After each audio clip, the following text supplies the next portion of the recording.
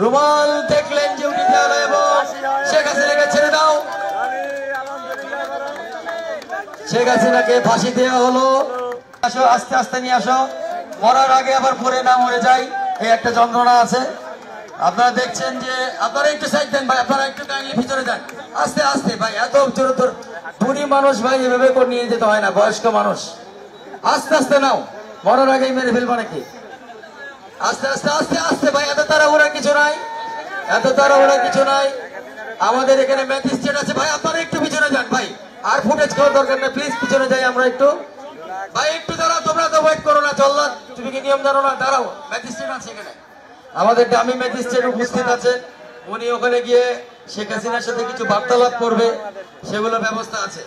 আমাদের এখানে কালো কাপড়টা একটু পরে দাও, হুজুর আছে, কালো কাপড় আছে। ভাই আমি ম্যাজিস্ট্রেট সাহেবকে বলছি, দামি ম্যাজিস্ট্রেট সাহেব আপনি একটু উপরে আসেন। আমাদের যে আসামি আছে ফাঁসির কাস্টে, তার একটা স্বীকারোক্তি নেন এবং উনি কি বলে আপনি এসে জানান, উনি কি ওনার অপরাধ স্বীকার করেছে কিনা। আপনি গিয়ে আপনি স্বীকারোক্তি নিয়ে আসেন, যান আপনি ওদিকে যান। আস্তাগফিরুল্লাহ কি জানে না? তাহলে আপনারা একটু বলে দেন যে আস্তাগফিরুল্লাহ। আমি তো ওনার হজে যাওয়ার ছবি দেখেছিলাম, ওরে কাঁদতেছে, স্বীকার করতেছে, শেষ সময় অন্তিম সময় স্বীকার করতেছে। ওনার কি কোনো শেষ ইচ্ছা আছে ম্যাজিস্ট্রেট সাহেব? আমি ম্যাজিস্ট্রেট, ওনার কি কোনো শেষ ইচ্ছা আছে? আপনি কি জিজ্ঞেস করেছেন? এই কি বলেন, ইলিশ মাছ খাইতে চাইবে না? ইলিশ মাছ কেন খাইতে চাইবে ভাই? এটা একটা না না না, এরকম হওয়ার কথা না। কিছু রেডি আছে যেটা আল্লাহ নিজে দিবে। আপনারা কালো কাপড়টা, ওনার মুখের কালো কাপড়টা জল্লাদের কাছে হ্যান্ড ওভার করার জন্য আমি অনুরোধ করব। কালো কাপড়টা তাকে পরিয়ে দেওয়া হোক। মোদির সাথে দেখা করার সুযোগ দেওয়া হোক, ওনার একমাত্র স্বামী হচ্ছে মোদি, মোদির সাথে দেখা করার সুযোগ দেওয়া হোক। এই মুহূর্তে আসলে সেই উপায় নাই, কারণ একদম ফাঁসির মানে কাছে আছে, দড়ি খুব কাছে আছে। আমরা দেখতে পাচ্ছি কালো কাপড় দিয়ে তার মুখ ঢেকে দেওয়া হচ্ছে। আমার নিজেরও খুব খারাপ লাগছে ব্যাপারটা আসলে। আস্তে আস্তে, তোমাদের এত তাড়াহুড়া কেন ভাই বুঝলাম না। কাপড়টা বাঁধো, কালো কাপড়টা বাঁধো। উনি কলমা পড়েছে, আলহামদুলিল্লাহ।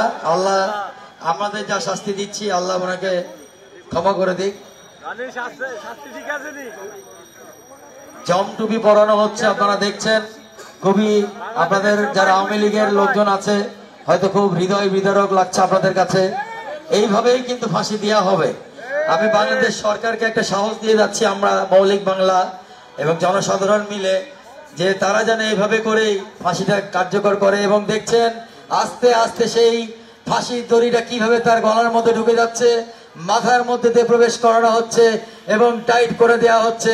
আর তোমরা কিন্তু ছেড়ে দেওয়ার আগে এখান থেকে কিন্তু এই যে ম্যাজিস্ট্রেটের দিকে খেয়াল করো, এই যে এই রুমাল ম্যাজিস্ট্রেট যখন ফেলবে ঠিক সেই মুহূর্তে কিন্তু তোমাকে ছাড়তে হবে দড়িটা। ম্যাজিস্ট্রেট একটু সামনে যাক, আমি একটু ঘড়িটা দেখি, আমার 1 মিনিটের মধ্যে আমি এই সাদা কিছু ইন্ডিয়াতে গিয়ে বহুত গালাগালি হবে, বহুত মানে আমার বাপ মা তুলে, বউ বাচ্চা তুলে দেওয়া হবে।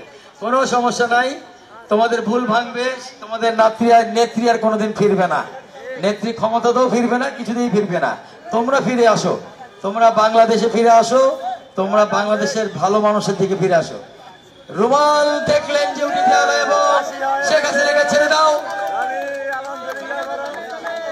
শেখ হাসিনাকে ফাঁসি দেওয়া হলো এবং নড়ানড়ি করছে, ছটফট করছে, শেষ নিঃশ্বাস হয়তো বের হয়ে যাচ্ছে, ছটফট করছে, ছটফট করছে, শেষ নিঃশ্বাসটা বের হয়ে যাচ্ছে মনে হয়।